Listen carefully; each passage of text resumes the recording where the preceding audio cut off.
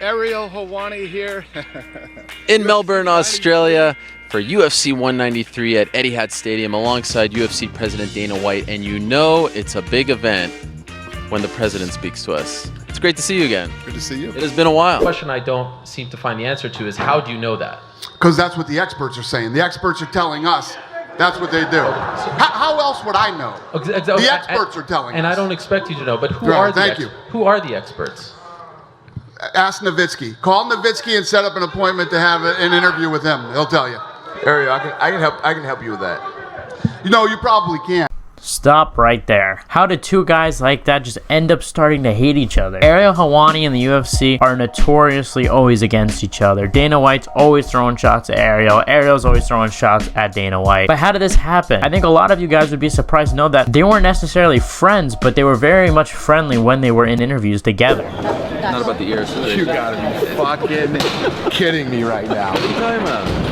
Are you serious? Are you jealous or what? What are those fucking Big Bird shoes? So how did this feud start? This is a feud that has lasted about almost 8 years, and I'm gonna break it down. I'm not gonna waste any more time. Please hit the subscribe button and let's go.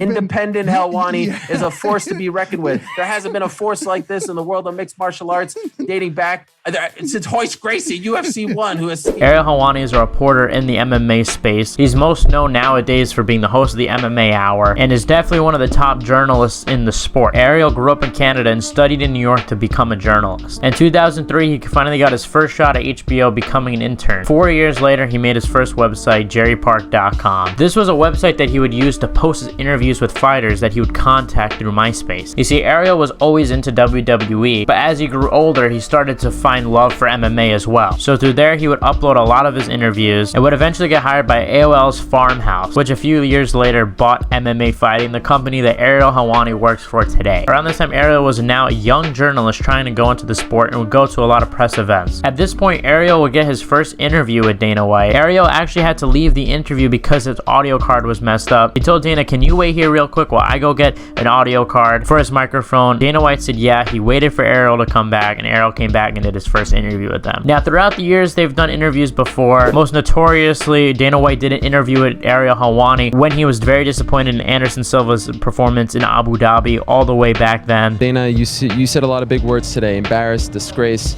Is this your lowest moment as president of UFC? No doubt about it. Absolutely, 100%. And Ariel Helwani was sort of the Brett Okamoto of today, getting the interviews with Dana White and asking him questions. So now that we got that out of the way, how did this relationship take a turn for the worse?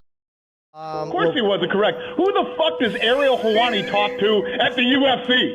Nobody here's talking to him. You know what I mean? And what we found out is that he was actually talking to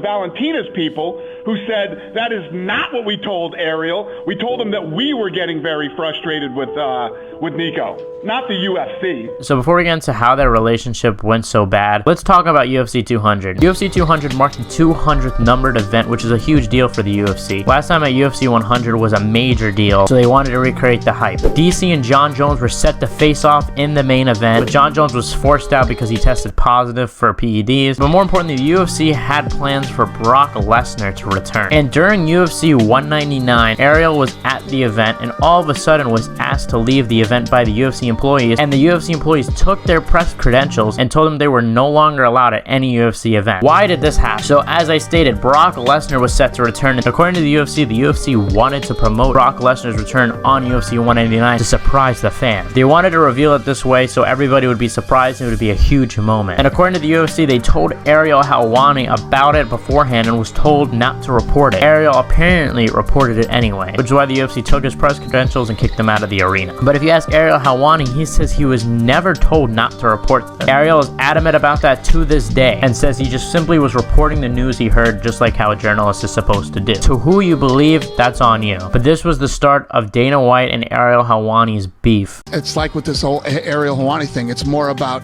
what can I sneak and get out and steal from the fans?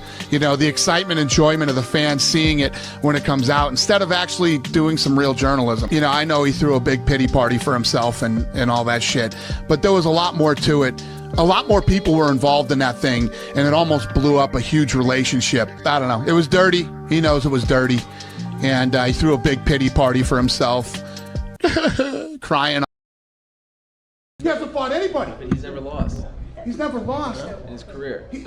since he's come back, since the Pride days. 2 years after being banned, I forgot to mention that Ariel was actually unbanned by the UFC and by Dana White a day later. Conor McGregor and Floyd Mayweather fight was in the works. This was obviously a massive fight at the time. Floyd Mayweather is the biggest boxer at that time, undefeated, and Conor McGregor was coming off of an amazing knockout of Eddie Alvarez, and the two were set to face off in a boxing match, which is still one of the highest grossing pay-per-views of all time. The fight was set to be on Showtime, co-promoted by the UFC, and Showtime had hired Ariel Helwani to commentate. All of a sudden, according to Ariel, the UFC told Showtime that they did not want Ariel to have anything to do with this event, and basically forced Showtime to fire Ariel Helwani. Ariel Helwani tweeted, "Not working for Show Sports anymore. Just learned UFC specifically asked to have me removed. Incredibly disappointed." This just shows how far Dana White was willing to go to have Ariel not report on the sport. And if you think that's the worst of these allegations go, then you're wrong.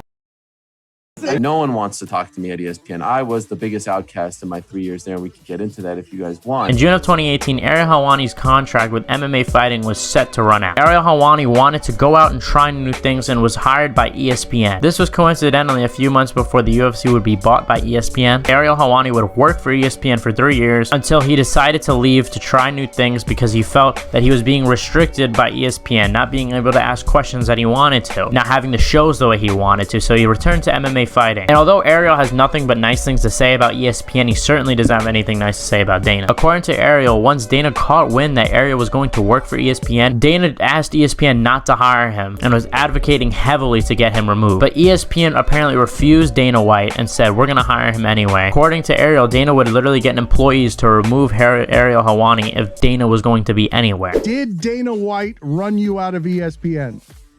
So I can't answer that question with yes or no, but I will explain it like this. From the moment it was made public that I was joining ESPN, unbeknownst to me, on my life, on my kid's life, I didn't know when I was hired by ESPN, I didn't know that they were in talks with the UFC. Dana White tried to get me not even to make it to my first day. For the next 3 years, it was, one roadblock after the next. It was one issue after the next. Dana White is coming as a guest in 30 minutes or something.